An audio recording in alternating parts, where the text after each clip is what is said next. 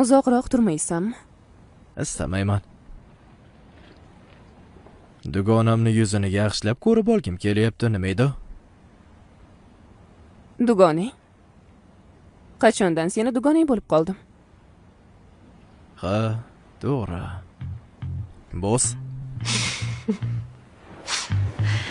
Vaqting bo'lganda ayt.